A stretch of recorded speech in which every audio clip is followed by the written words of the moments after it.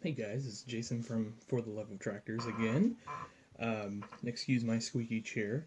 I had a message or two the other day asking why I didn't do more videos, and I don't know, I didn't think they were hugely popular, but I guess a couple people like them, so what the heck, we'll do a video or two.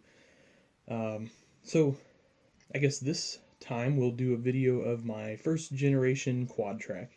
Um, I didn't model number this one because I was kind of cheating a little bit because I maybe wanted to be a couple different horsepower depending on what implement it's pulling. So you'll have to excuse that.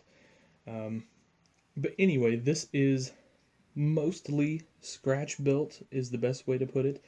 Um, I am using a scale model's frame and cab supports. The tracks are off an Ertl newer quad track, like a 450, I believe it was that I had laying around. So the STX. So I guess it wouldn't be the current quad track, but maybe the second generation quad track. Um, anyway, so like I said, scratch built. I used a piece of, I want to say, HO scale corrugated siding for my grill, so it's got a little bit of texture. I don't know if that shows up in the video or not. Probably doesn't. The hood again is scratch built. I used some of my Lions and even the other wheeled Case IH 4-wheel drives that I've done of this generation. I used a Brian Long kit for that. They're awesome, but Brian's a busy man, and so he doesn't get to put out a whole lot of those kits all the time. And so I thought, well, what the heck? I just might as well build my own, um, because I've got several more quad tracks and tractors of that generation I want to do. And anyway, so like I said, so the hood is scratch built out of styrene. I debated on, doing an engine. I didn't. This one just has the scale models casting under it. I've got another one I'm working on, and that may I'm doing something different with it, and I may do a full engine with that. I don't know. I've been working on 3D modeling an engine, but I haven't done it yet. I've got some of it done, but not all of it. Anyway, of course, front work lights on both sides, because you got to have that. Cab lights as well for front extra visibility. I did a windshield wiper, of course, cab glass all the way around. That cab glass, the front is actually one piece that I creased with some needle nose pliers and then bent correctly. Um, on my others, I've done three pieces. It's a pain in the butt, but it's worth it in the long run. So, um, kind of looking back, I think I would have done that differently. The mirrors are, I believe, from CD Models.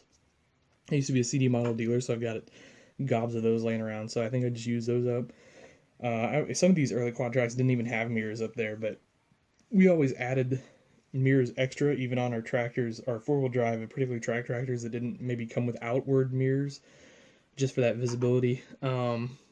This is basically a nail, and then the bottom piece, the sort of collector down there is 3D printed.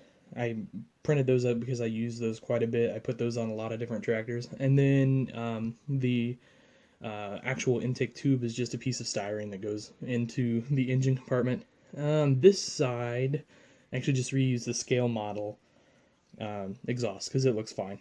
Some people say it needs to be a little bit bigger. I'm not sure I agree with that, and nearest makes no difference anyway.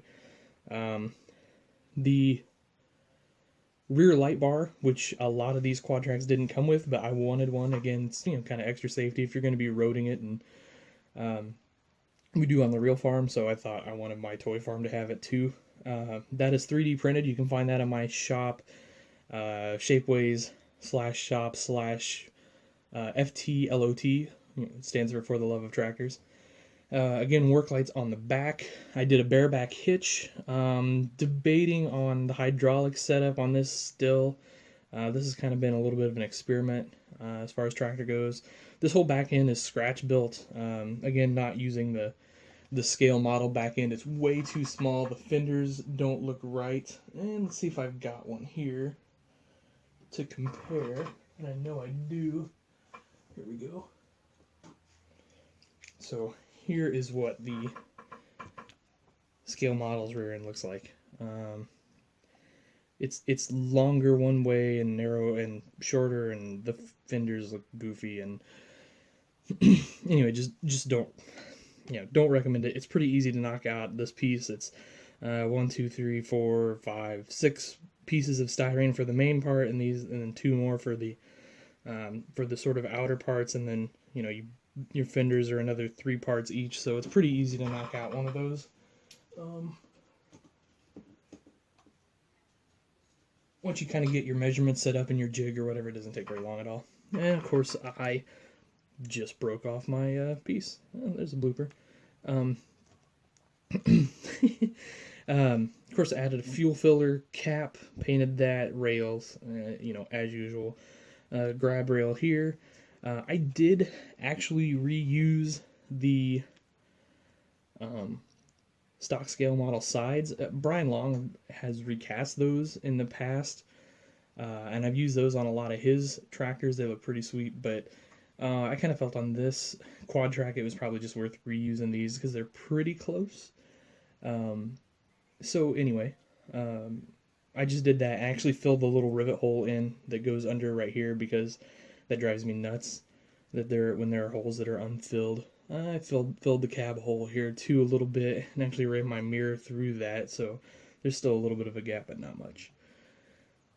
Anyway, that's a look at my scratch-built first-generation quad track that you guys seem to like so much. Thanks for watching.